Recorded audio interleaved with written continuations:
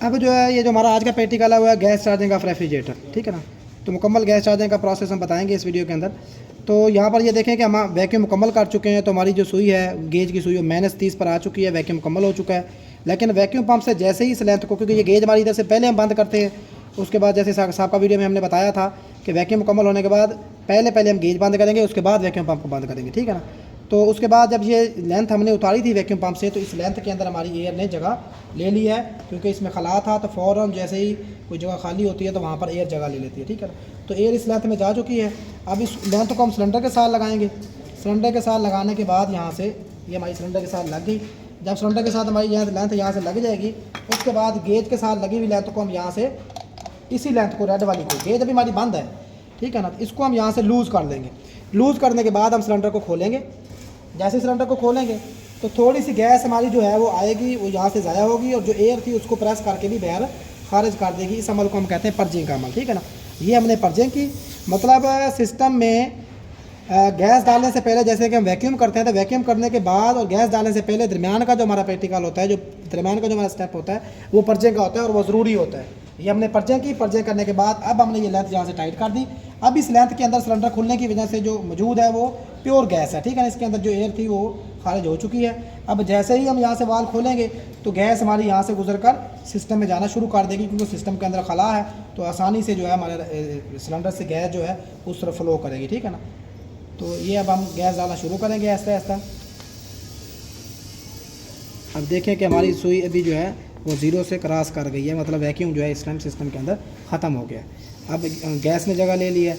अब आहिस्ता आहिस्ता हम इसमें तकरीबन जो है ऑफ हालत में 40-50 प्रेशर गैस डालकर फिर इसको चलाएंगे और फिर साथ साथ गैस हम चार्ज करते रहेंगे। तो ऑफ हालत में इसका प्रेशर जो है, इंटरनल प्रेशर हमने तकरीबन 50 कर दिया। ये 50 है।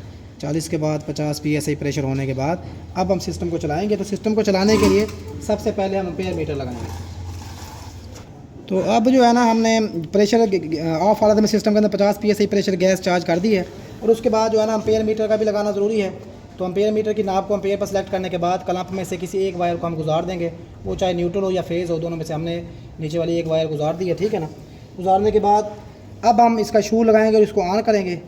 अब जैसे ही हम इसको ऑन करेंगे, ये हमने ऑन किया तो स्टार्टिंग एम्पेयर उसने 6 कुछ लिए, और फ़ौरन जो है 1/2 एम्पेयर पर हमारा कंप्रेसर आ गया। अब जैसे जैसे देखें चलता जा रहा है कंप्रेसर, गैस का प्रेशर भी इधर हमारा डाउन होता जा रहा है। वो 50 PSI से इस टाइम 10 PSI पे आ गया, और ऐसा ऐसा डाउन होकर ये ज़ीरो पर आ जाएगा, ठीक है ना।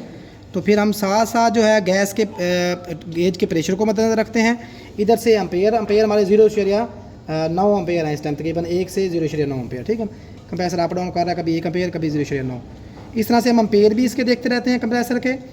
इधर से गेज से प्रेशर भी देखते रहते हैं। और ये हमारा कंडेंसर जो होता है, इसकी डिस्चार्ज लाइन यहाँ से गर्म होना शुरू होती है, और कंडेंसर के गर्म होने की कंडीशन को भी चेक करते हैं। और साथ साथ रेफ्रिजरेटर के अंदर फ्रीज़र की कूलिंग कहाँ तक पहुँच चुकी है, क्योंकि कूलिंग जहाँ से कैपिलरी खुलती है वहाँ से कूलिंग स्टार्ट होती है, और ऐसा ऐसा ऐसा कूलिंग होते होते होते मुकम्मल ऊपर वाला कैबन और नीचे वाला कैबन मुकम्मल होने के बाद फिर सेक्शन लाइन के थ्रू यहाँ कंप्रेसर तक भी हल्की हल्की ठंडक आ रही होती है। मतलब ये सेक्शन लाइन भी हल्की हल्की यहाँ से ठंडी होने शुरू हो जाती है, तो हमें पता लग जाता है भी अब जो हमारी कूलिंग तकरीबन मुकम्मल हो चुकी थी। तो इस तरह से हम जो है ना गैस चार्जिंग करते हैं, ठीक है ना। अब देखिए हमारी गेज जो है इस टाइम तकरीबन 0 से नीचे तकरीबन 15 इंच ऑफ मरकरी पर आ गई है। पहले 30 इंच ऑफ मरकरी पर थी। तो अब ऐसा ऐसा हम इसमें गैस चार्ज करेंगे, थोड़ी गैस चार्ज करेंगे, उधर से एम्पेयर भी देखेंगे। ये ना हो कि यकदम गैस दें तो उधर से एम्पेयर बहुत ज़्यादा बढ़ जाए। बाज़ कंप्रेसरों की मोटरें कमज़ोर होती हैं, तो वो ज़्यादा प्रेशर को प्रेस नहीं कर पाते। तो ऐसा ऐसा हमने एम्पेयर को भी साथ देखना होता है, और साथ साथ प्रेशर को भी ऐसा ऐसा हमने गैस चार्ज करनी होती है, ठीक है। थोड़ी थोड़ी गैस डालते रहते हैं और साथ साथ एम्पेयर देखते रहते हैं। कंडेंसर की कंडीशन और फ्रीज़र की कंडीशन भी साथ साथ हम देखते रहते हैं।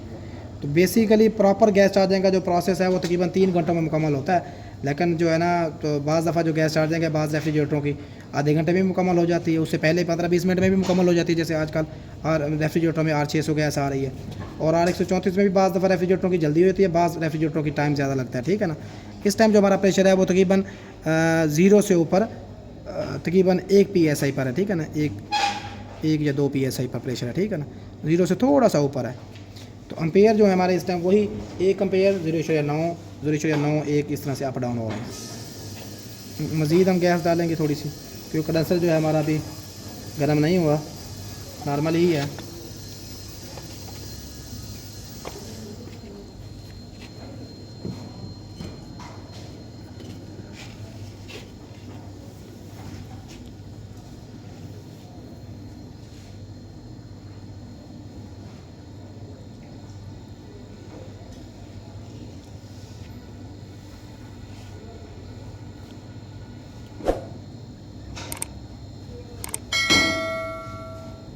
अब ऐसा ऐसा हम गैस चार्ज करते रहेंगे और कंडेंसर के गर्म होने की कंडीशन और फ्रीज़र के ठंडा होने की कंडीशन भी मतलब कहाँ तक फ्रास्ट पहुँच गई है वो भी हम देखते रहेंगे। इधर से एम्पेयर और गेज का प्रेशर भी हम देखते रहेंगे।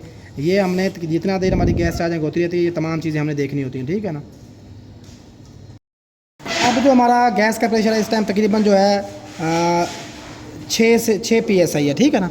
6 PSI प्रेशर है, 10 से तकरीबन 2 पॉइंट नीचे है, ठीक है ना। तो 6 PSI प्रेशर है। सेक्शन लाइन जो हमारी यहाँ पर जो है इसको हल्का हल्का ठंडा होना चाहिए, मतलब हल्की हल्की इसकी ठंडक होनी चाहिए या इस पर नमी आ जाए हल्की हल्की तो फिर भी मसला नहीं होता, मतलब ये गैस हमारी मुकम्मल हो चुकी होती है। लेकिन अगर इस लाइन पर हमारी फ्रास्ट आ जाए तो फिर गैस की ज़्यादती होती है।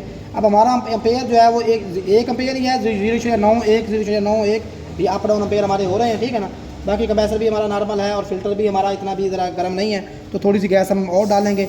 हमारा ऊपर और नीचे वाला कैबिन तकरीबन मुकम्मल हो चुका है, ऊपर नीचे फ्रास्ट आ चुकी है, ठीक है ना। अब फिल्टर जो हमारा है इस टाइम हल्का हल्का गर्म है, हल्का हल्का नॉर्मल गर्म है। अब थोड़ी सी गैस हम डालेंगे, डालने के बाद गेज को बंद कर देंगे। अब प्रेशर हमारा इस टाइम तकरीबन देखें 10 PSI पर है, ठीक है ना। और अब जो है हमारा फ़िल्टर गर्म है, कंडेंसर सारा गर्म हो चुका है, ठीक है ना। और उसके बाद हम फ्रीज़र की कंडीशन चेक करेंगे, ठीक है ना। अब ये हमारा फ्रीज़र जो है इसके फ्रीज़र में पूरे में जो है ना फ्रास्ट आ चुकी है, सारी ट्यूबों के ऊपर फ्रास्ट है, हल्की हल्की बरीक बरीक बर्फ़ की तरह फील हो रही है, ठीक है ना।